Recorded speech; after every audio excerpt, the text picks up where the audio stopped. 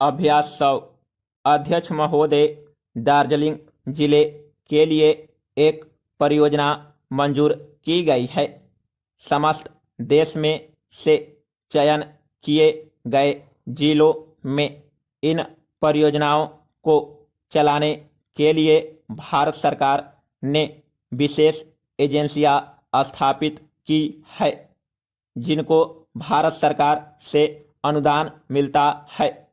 ये एजेंसियां सहकारी ऋण और संस्थाओं के लिए जोखिम निधि प्रबंध संबंधी राज्य सहायता ऋणों के रूप में सहायता करेगी। छोटे और सीमांत किसानों को पूंजी निवेश के लिए और इन किसानों को एकत्र आधार पर सेवाएं उपलब्ध कराने के लिए संस्थागत एजेंसियों को उक्त एजेंसी द्वारा निधि में से राहत सहायता दी जाएगी। छोटी समितियों को पर्याप्त और समय पर ऋण मिलना बहुत आवश्यक है, इसलिए ये एजेंसियां छोटे किसानों को संस्थागत ऋण देने के लिए ठोस प्रयत्न कर रही है। व्यापक बैंकों के कार्यकरण में भी सुधार किया जा रहा है, जिससे छोटे किसानों को ऋण मिल सके और वे अपना काम कर सके। इस परियोजना के लिए रिजर्व बैंक ऑफ इंडिया की सहायता से सहकारी समितियों को सशक्त बनाया जा रहा है। डेयरी और मुर्गी पालन के लिए 10,000 रुपये तक ऋण देने के लिए जमानत की शर्त भी हटा दी गई है।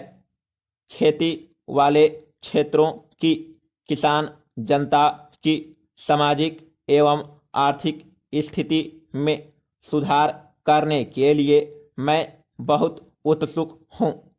हमने कुछ क्षेत्रों में इसके लिए परियोजनाएं चलाई है।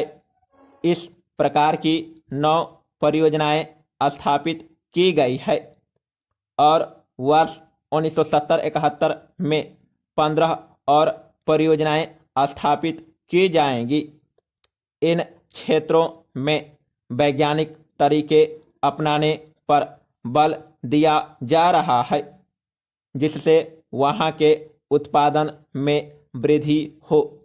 इसके लिए भिन्न भिन्न उर्वरक, बीज तथा उर्वरक संबंधी रसायन में भूमि संरक्षण, भूमि समतल करने और छोटे किसानों के लिए राज्य सहायता दी जा रही है।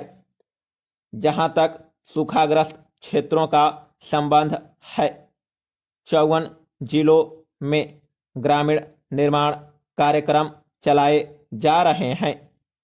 इस कार्यक्रम में रियायत की व्यवस्था करने पर अधिक बल दिया गया है। 1 करोड़ रुपए की लागत वाले इस कार्यक्रम से एक वर्ष से कम में 25,000 से 30,000 तक लोगों को रोजगार मिलने का अनुमान है। वर्ष 1971-72 में ग्रामों में रोजगार दिलाने के लिए एक कार्यक्रम चलाया जा रहा है, जिससे ग्राम निवासियों को रोजगार मिलेगा। इन सब विशेष कामों के लिए चौथी पंचवर्षीय योजना में 385 करोड़ रुपए रखे गए हैं। हाल ही में केंद्रीय सरकार ने भूमि सुधार पर अधिक ध्यान दिया है। असम में भूमि की अधिकतम सीमा 50 से घटाकर 25 एकड़ करने और तमिलनाडु में 30 से 15 एकड़ करने के लिए विधान में संशोधन किया गया था। इसी प्रकार पश्चिमी बंगाल भूमि सुधार अधिनियम में संशोधन किया गया था और हाल ही की बैठक में भूमिगत सीमा संबंधी पहलुओं पर विचार किया गया। बैठक में शामिल 7 मुख्यमंत्रियों ने भूमि की अधिकतम सीमा को लागू करने का अपना दृढ़ इरादा व्यक्त किया। बहुत से मुख्यमंत्रियों ने अपने राज्य में भूमि सुधार कानून लागू किए।